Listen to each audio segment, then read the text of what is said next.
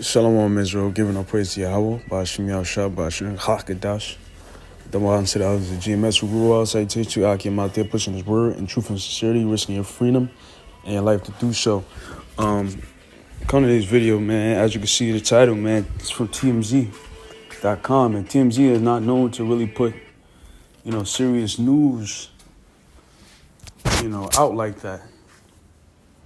They're really about fluff talk and, the BS that they put out on a regular basis, but this is some serious news, and it's definitely a sign of the time that we're living in right now, as you can see. So, just gonna read this. It says,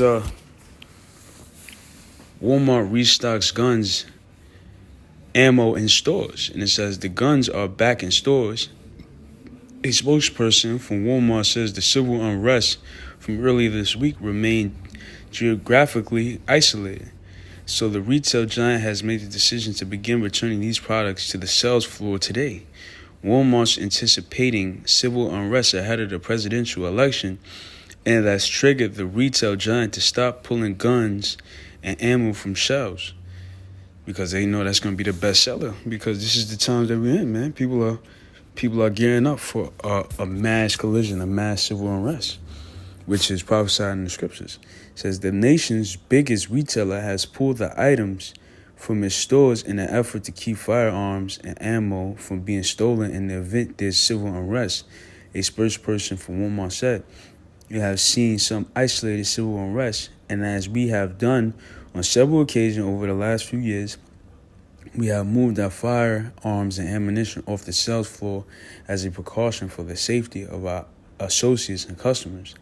It's important to note customers can still buy guns and ammo in half of the 4,700 stores where they're available. They just have to request it. The firearms just aren't on display for now." Walmart made a similar move back in June following George Floyd's death. It's unclear how long the store will keep guns and ammo out of display. It's plain and simple, man. This is what's happening. This is what's going on. This is what's going on. This is it. This is the day of judgment, man. You see, I mean, these are the signs of the times. And this is in correlation with what's going on. Jake getting killed in the streets.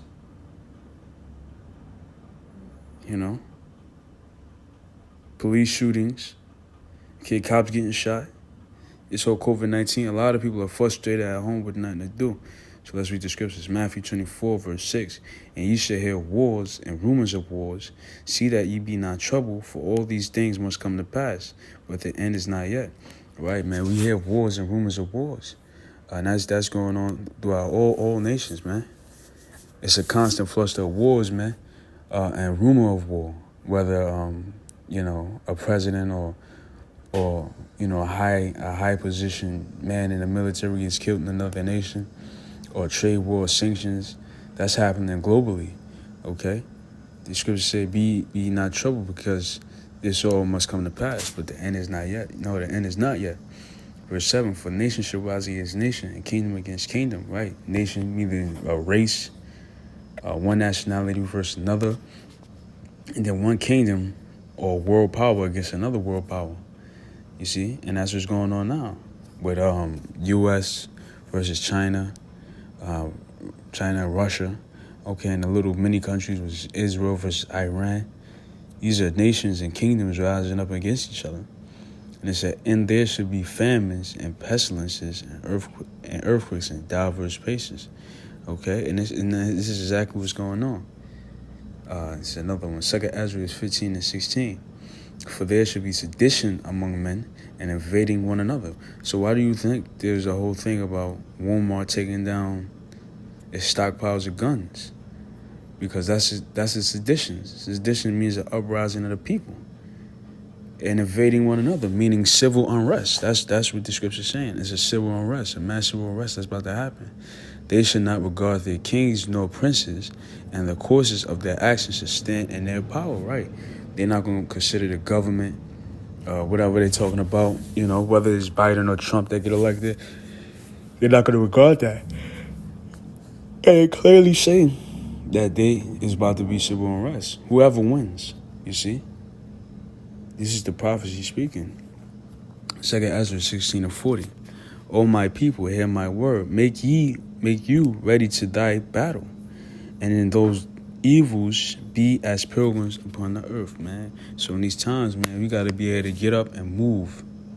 Go and get out. You see? Because these days are very, very evil times, bad times. And it does save the Lord, man. The Lord is about to bring this down. So be as pilgrims, because that's what we're gonna need to do in these times. Verse 41: He that selleth, let him be as he that fleeth away, and he that buyeth as one that will lose. Right? You might be saving up, or you might have money in the stock market, or you might have gotten a raise at your job, and you considering putting maximizing your 401k, or you about to get a college degree. All that's about to be put out the window, man. Look at it as a loss, because at the end of the day, this thing is about to come crashing down. You see? So you gotta understand it and be prepared for that. And it said, he that occupieth merchandise, and he that have no profit by it, and he that buildeth as he that shall not dwell therein. Right, man? You gotta be prepared to lose everything, because this is the times that we're living in. And like I said, man, this has been chaotic for a long time, and now it's about to come to fruition. So, brother, that's all I want to say, man. Brothers, be prepared. This is the coming of the day of the Lord, the judgment.